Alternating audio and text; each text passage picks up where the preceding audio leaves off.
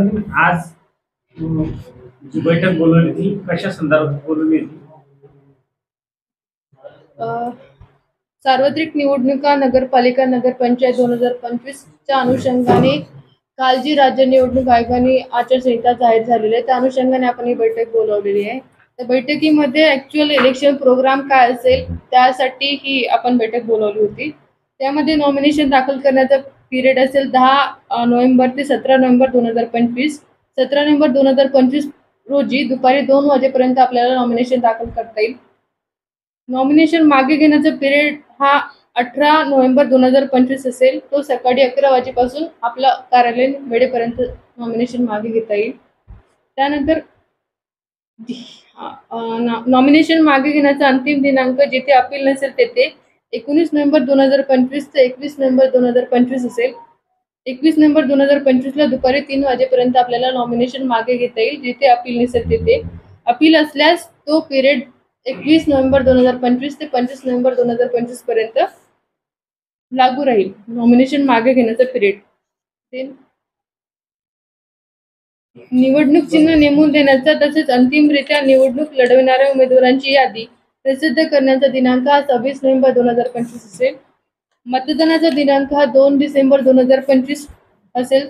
मतदान दिनांक 2 डिसेंबरला सकाळी 7:30 पासून सायंकाळी 5:30 पर्यंत चालू राहील.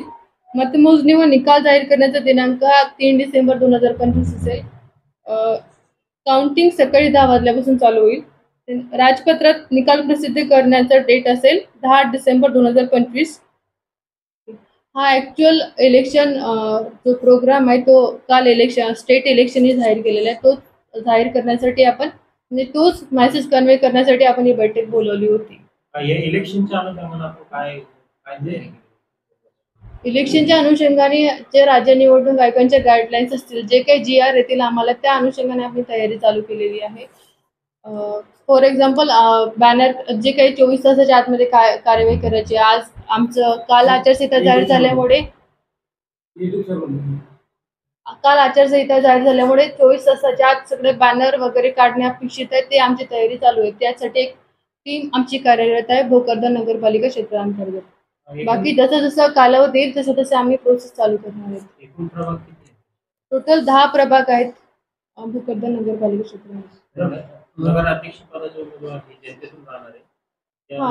नगराध्यक्ष जनतेतून राहील. जो आपला जो GR प्रमाणे झाला तो.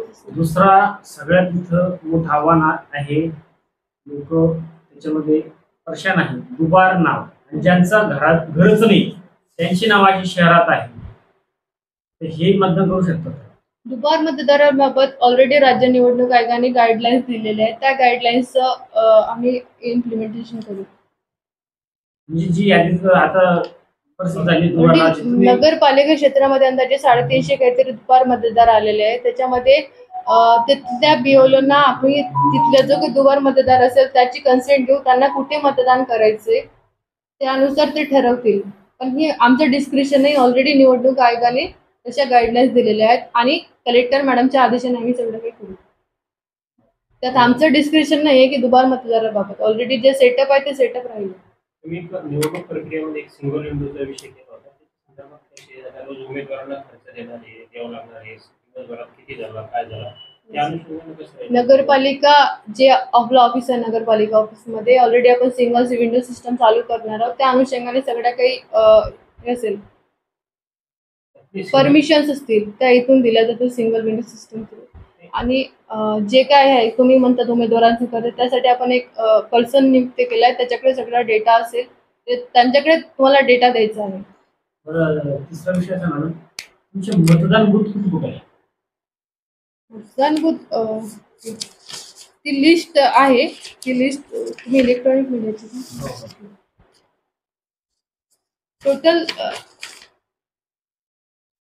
टोटल 26 बूथ आहेत. 10 प्रभाग आहेत आणि 26 म्हणजे मतदान कुठं करायचं लोकांनी शाळा कोणतं ऑफिस म्हणजे ओके शाळांची यादी टोटल 10 शाळा आपण हे केल्यात निवडलेल्या आहेत. त्यामध्ये अल्लाउद्दा उर्दू शाळेची इमारत, न्यू हायस्कूल भोकरदन, जिल्हा परिषद कन्या प्राथमिक शाळा शिव प्राथमिक विद्यालय म्हाडा रोड, जिल्हा परिषद उर्दू शाळा नवे भोकरदन, जिल्हा परिषद प्राथमिक मराठी शाळा नवे भोकरदन आणि जिल्हा परिषद प्रशाला धनगरवाडी, असे टोटल 10 आपण शाळा निवडलेल्या आहे इलेक्शन कंडक्ट करण्यासाठी. तिथे भौगोलिक सुविधा आहे का? आता बरेच जे आहे तिथे शौचालयच नाही. ते आम्ही हे रेकग्नाइज केलंय कुठे काय सुविधा आहेत काय सुविधा नाही, आणि जिथे ज्या सुविधा नसेल ते प्रोव्हाइड आम्ही करून देऊ.